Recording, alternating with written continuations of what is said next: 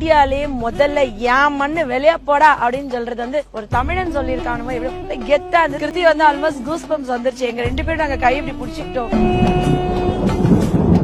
கால அங்க போய் அந்த இதுக்கு மாலை போடும் போது 532 பேரோட ஆன்மா அந்த இடத்துல இருந்திருக்கும், உயிர் பிரிஞ்சிருக்கும். அந்த இடத்துல கால் வைக்கும் உண்மையாவே கூசுச்சு.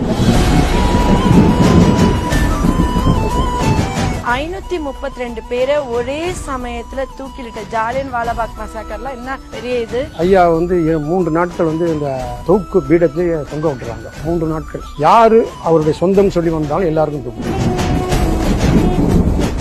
ஒரு 200 வருஷத்துக்கு முன்னாடி வெள்ளக்காரங்க கண்ணில் விரல விட்டு ஆட்டினாங்க நம்ம 2 தமிழ் சிங்கங்கள். இப்ப கூட உள்ள போகும்போது நான் கண்டிப்பா அந்த மீசையை முறுக்கி பார்த்துட்டு வரணும்னு ஆசைப்பட்டிருக்கேன்.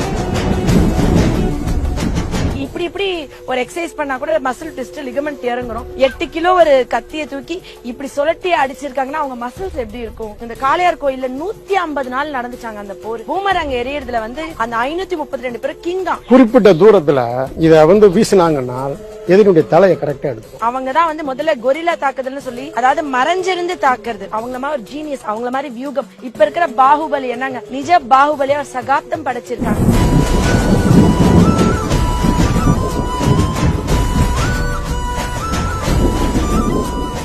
இப்ப நான் இருக்கிற இடம் வந்து காரைக்குடி பக்கத்துல இருக்க சிவகங்கை மருதுபாண்டியர்